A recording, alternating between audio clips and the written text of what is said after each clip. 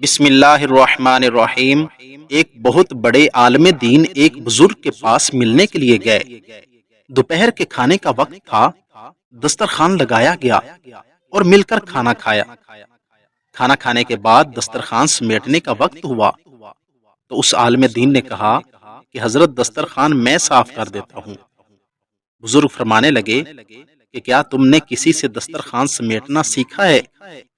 وہ اس وقت کے ایک بہت بڑے عالم دین تھے اور اتنے بڑے عالم دین سے پوچھا جا رہا ہے کہ کیا تم نے دسترخوان سمیٹنا سیکھا ہے؟ وہ عالم دین بھی با ادب تھے۔ انہوں نے غصہ کرنے کے بجائے عرض کیا کہ حضرت آپ سکھا دیں۔ بزرگ فرمانے لگے کہ دیکھیں، جو بچا ہوا کھانا ہوتا ہے میں اسے اٹھا کر پہلے الگ کر لیتا ہوں تاکہ یہ ضائع نہ ہو اور اسے کوئی کھا لے۔ پھر اس کے بعد جو چھوٹے چھوٹے ذرات ہوتے ہیں انہیں اکٹھا کر لیتا ہوں اور فلاں جگہ پر چیونٹیوں کی بل ہیں تو یہ چھوٹے چھوٹے ذرات میں ان چیونٹیوں کو ڈال دیتا ہوں جو کہ ان کی خوراک بن جاتی ہے، اور یہ ہڈیاں وغیرہ جو بچ جاتی ہیں انہیں اٹھا کر فلاں جگہ پر ڈال دیتا ہوں۔ وہاں بلیاں کتے وغیرہ آتے ہیں تو یہ ہڈیاں ان کی خوراک بن جاتی ہے۔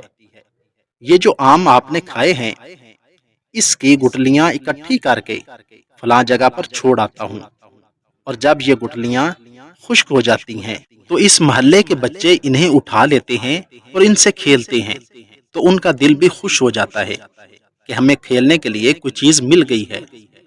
اور یہ آم کے چھلکے جو بچے ہیں میں انہیں اکٹھا کرتا ہوں لیکن انہیں ایک جگہ پر نہیں پھینکتا کیونکہ اس محلے کے لوگ غریب ہیں اور یہ پھل لے کر نہیں کھا سکتے، اور اگر یہ چھلکے یہاں پھینک دیے جائیں تو بچوں کے دل میں حسرت پیدا ہوگی کہ کاش ہمارے والد کے پاس بھی پیسے ہوتے اور وہ ہمیں بھی یہ فروٹ لا کر دیتے۔